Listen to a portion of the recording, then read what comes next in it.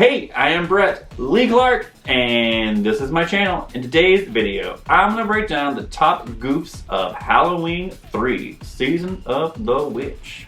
Get your top movie goof for this goof, If you're new here, hi, I'm Brett, and I make random videos. Anything from top movie goofs, to cooking, to product reviews, to all kinds of stuff. Yeah. I started doing the Goof series with the Scream franchise. I did all 5 Screams, and Top Gun, and Mean Girls, and Jurassic Park, and Speed. And now, all of October, I'm working on the Halloween franchise. I've already done 1 and 2, and now we're doing part 3. 4, and 5 should be up this weekend, as well as a Halloween Ends movie review. We'll see how it goes. Do you guys want to see this really quick before we get started? You want to see this? If you look, the TV set goes from Shamrock to Pumpkin, and Shamrock to Pumpkin. I'll try to get a better shot of it. There's that, and then there's the front. I actually like Halloween 3, so I'm not making fun of it. I actually like it. In the 80s, there were lots of robot movies and that sort of thing. There was like Runaway with Kirstie Alley and the little climbing things with the robots. They get you in the neck. And then there was like Not Quite Human and Short Circuit and Batteries Not Included. Also, we're just having fun here. No big deal. Not making fun of the movie. All movies have goofs. And negative comments will be deleted. No, unless they're like constructive criticism, those can stay. But mean comments, no, there's no place for that here. We're just having fun. We're just trying to laugh. Hopefully I'll make you smile, and that's about it. So yeah, I don't care if you think my ears are big. I don't care if you think I'm not funny. I don't care if you think I'm really irritating. That's okay. I do appreciate my new subscribers. I get like 100 subscribers in the past week, which is crazy. And I have lots of comments I haven't responded to yet, but I'm about to after I upload this. So yeah. I just want to thank everybody for subscribing. It means a lot. And if you're kind of famous and you subscribe, check your DMs. If you know who you are and you're watching this, there you go. Okay, anyway, in the beginning I would do top 5 goofs of movies, but I would throw in bonuses and stuff. Now I just do all movies from start to finish. So I go through the entire movie and just point out all the goofs that I know. I will miss some goofs, so if you know of other goofs or mistakes, please leave them in the comments below. No big deal. I love seeing them. I love hearing them. So yeah, so let me know what goofs I missed. And yeah, let's get into the top goofs of Halloween 3, Season of the Witch. Halloween 3, the one without Michael Myers. So originally the Halloween franchise was going to be a different movie each time. After Halloween 2, obviously Michael Myers, they're going to continue doing it, but each Halloween from that point forward would have a different story. Well, and then people got mad, there was no Michael Myers, so Michael Myers came back in Halloween 4. But Michael Myers is in Halloween 3, it's just, we'll get to that in a second. But yeah, so Halloween 3, the one without Michael Myers, directed by Tommy Lee Wallace. Tommy Lee Wallace is a friend of John Carpenter's. He was the inspiration for Tommy Doyle and Lindsay Wallace, who were the kids that Jamie Lee Curtis is babysitting in part 1.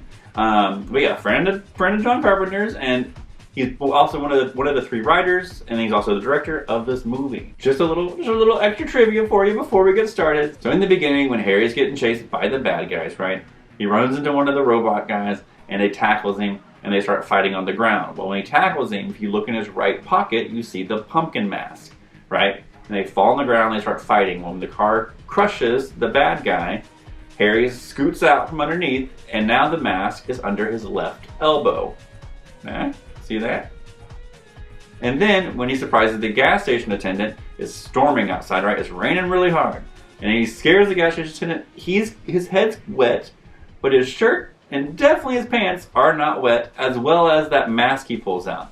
Like, if it's storming that bad, you're definitely going to have a little bit of water on your clothes. Your pants are clearly dry, and that mask should have some water on it as well. So when Dan goes to his ex-wife's house, he comes in with his jacket over his head, right?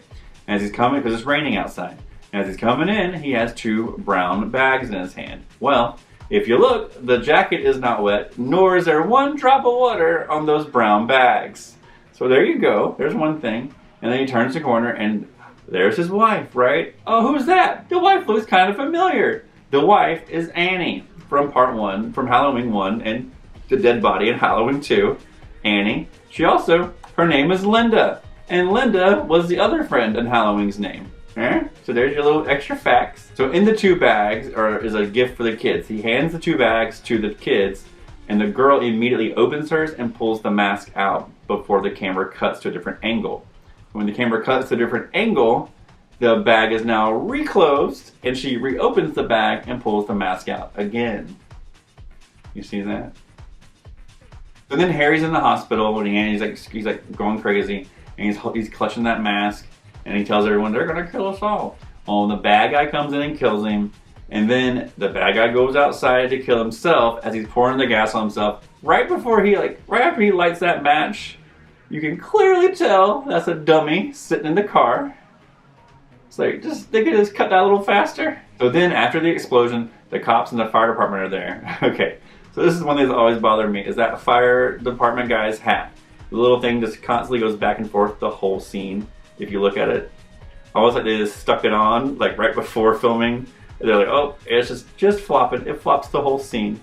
He's in like the left corner of the screen, and his hat's just a-flopping as he moves his head. So then, as Dan hangs up the phone with his ex-wife, a cop picks it up and tries to make a call.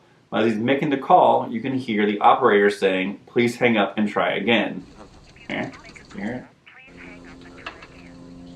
So he's not making a call because operators on there trying to tell him to hang up and try again. And then when he's in the bar, Michael's about to show up. Here comes Michael. Eh? So Michael Myers does appear in Halloween 3. There you go, right there.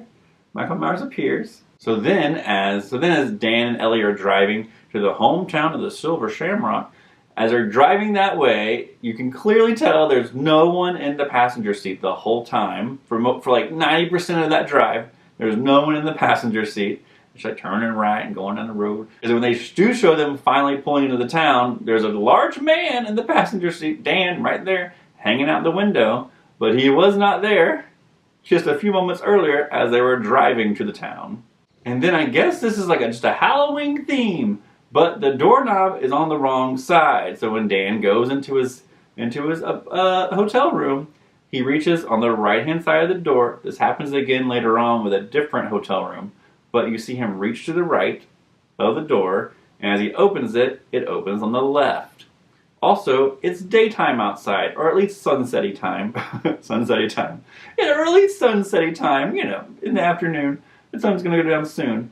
When he opens the door, there's sunlight. Yet, if you look right behind him, it's clearly, like they're on a set, it's just a black backdrop behind him as he opens the door. So the speaker comes on, and it says, curfew, 6 p.m. It's 6 o'clock, curfew time. First of all, that's Jamie Lee Curtis's voice. So Jamie Lee Curtis appears in Halloween 3. She also appears again later on.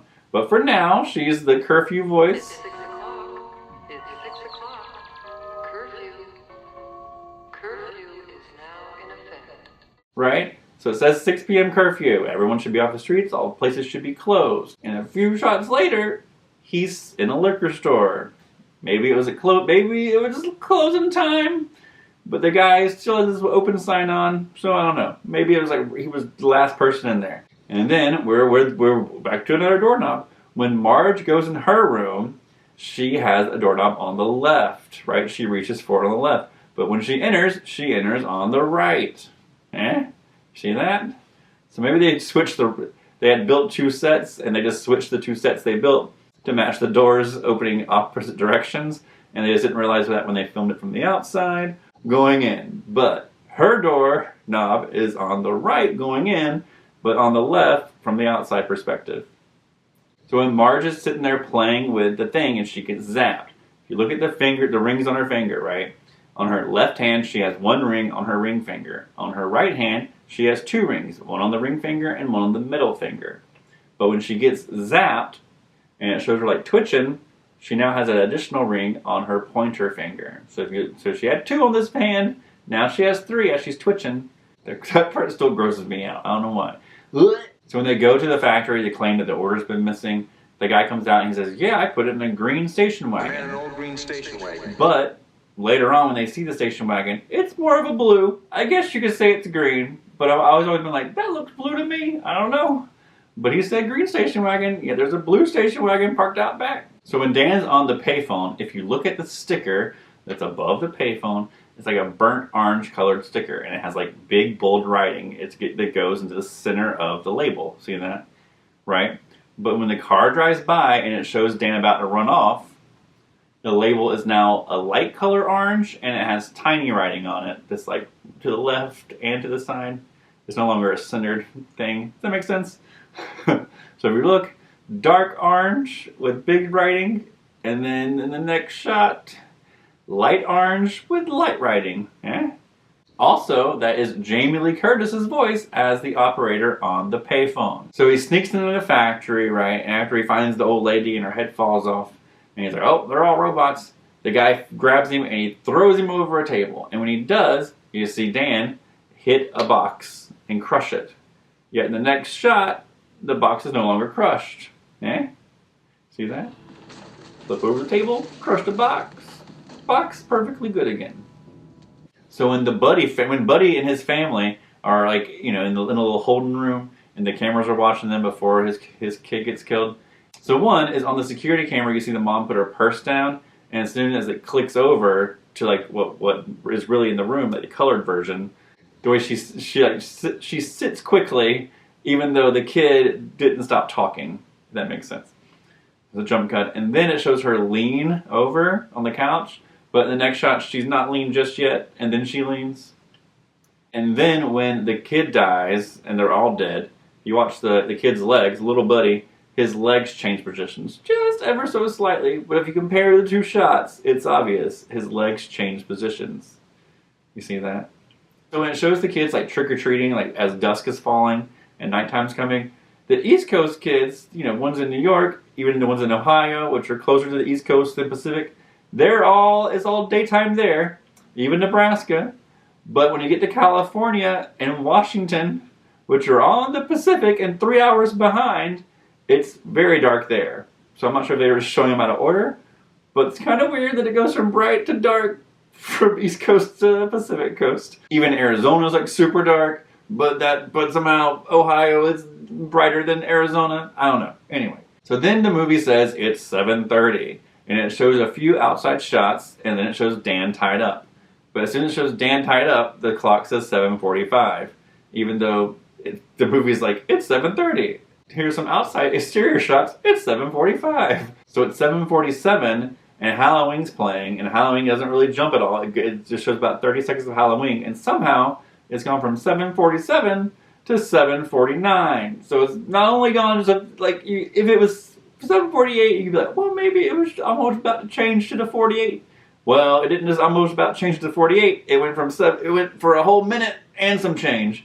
And if you watch the Halloween clip, it doesn't change that much. It's not that long of a clip that they're showing on Halloween, nor does it change. The music stays solid the whole time, but it jumps 2 minutes. Also, it says after Halloween, they have the special surprise, which is it comes on at 9. But they're showing close to the end of Halloween, yet you still have an hour and 15 minutes until 9 o'clock. Must be a lot of commercials that's going to be in between that Halloween movie. So when Dan's tied up and he throws the mask, it's like, okay, supposedly in real life, when he threw the mask and it worked, the director, he threw the mask and it landed first time because he wanted to see if it would work or not. And it did work. And they said they did like over 100 more times to get it to work. They kept throwing at it. But the way he's holding it, folded and throws it like this, I highly doubt it would land like that. But sure, we'll go with it. It's fine. Who cares? Anyway, moving on. I just want to throw that fact in there that they actually did throw it on the camera. But it took them like 100 tries. I'm not sure why they didn't put it on the camera and like fishing line it off and then put it in reverse to make it look like it went onto the camera. But anyway, they actually did throw that mask on that camera like that. So then we're getting to the end. So, he throws all the chips down and he fries everybody. And everybody dies. And then, everything's happy. And me and Ellie are driving off into the sunset. Well, here we go. So Ellie's a bad guy, right? Because you turns the radio on, it makes her turn bad. So she starts, grabbing his face. As she's grabbing his face, he, starts wrecking. Well, from any outside shot, no one's grabbing his face. But the inside shot of the car, she's grabbing his face. So the very last one, as he's driving and he wrecks the car, he falls out. And when he falls out, he looks back in to see where she is, and the car has been put in park. Even though the car should have been in drive, because he wrecked it and fell immediately out. He didn't have time to put the car in park. You know what I mean? So there you go. You can see the cars in park. Eh? Alright, so that's my top goofs of Halloween 3, Season of the Witch. Eh? Comment below and let me know what your favorite goof was, what goof I missed, or what movies goofs you want to see next. And do you think Dan got through to station number 3 in time before all the kids died? Because it ends on a cliffhanger. So what do you think? Did you get through in time and save the day, or did all the kids die? And again, I'd like to thank all my new subscribers. I've gotten over 100 in the past week or so I appreciate that. That's a lot for me. So I appreciate all you new subscribers. If you're not a new subscriber, you should subscribe. If you're an old subscriber, thanks for still being here, obviously. And all my new commenters, you guys rock. You can follow me on Instagram, @BrettLeeClark. And yeah, I think that's all I have to say, so I hope you have a good day. Happy, happy Halloween, Halloween, Halloween, happy, happy Halloween, Silver Summer. Yeah.